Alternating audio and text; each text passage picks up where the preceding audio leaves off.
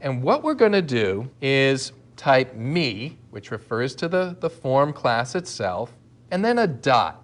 And that dot is used to separate a reference to an object, in this case we're referring to the form object, from any properties or methods that we're going to work with having to do with that object. And you see a list comes down that automatically shows us what's available.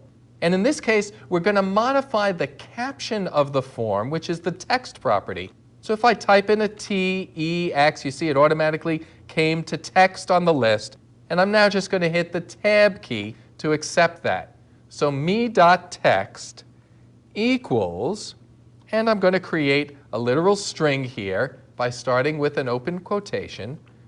Hello, we'll say, with a space, and I'll end that literal string. And then I'm going to concatenate onto the string using this ampersand operator. And what am I going to add in? I'm going to add in whatever the user typed into the text box. The name of that text box was txt name. Dot gives me the properties, and in this case what I want is the text out of that text box. So I start typing, it finds it on the list, I can hit a tab, and then just to make it a little bit more interesting, we'll append on to the end after the name an exclamation point. So another open quote, our exclamation point, and closed quote. And you'll notice that when I click onto the next line, the Visual Basic Code Editor here will automatically create indentation for me. That's a nice feature, and it's a new feature in VisualStudio.net.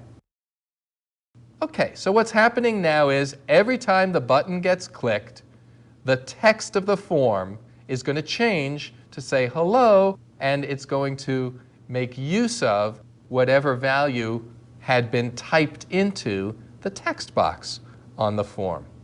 Let's try it. To run this, I'm going to hit the Start button up top.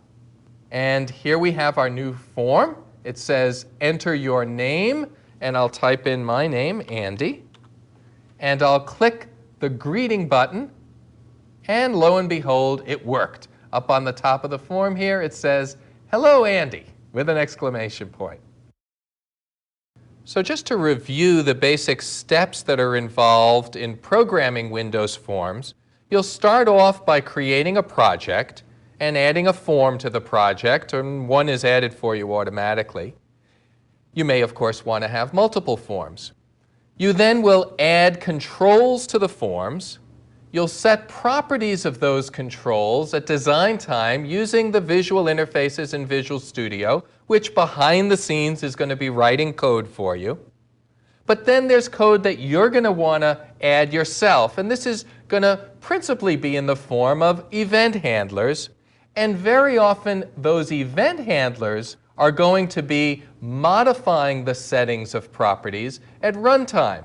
So as you saw in the last example, in our event handler, we modified the text property of the form at runtime. Now, in this brief introduction, we've of course only scratched the surface on what's available to you when you're writing event handling code for your Windows Forms application. And as a Windows programmer, most of your time is probably going to be consumed with writing this event handling code. But the framework makes it much easier because there's a rich set of objects available to you in the framework that you can call upon when you're writing your event handlers, and you can let those objects do a lot of the work for you.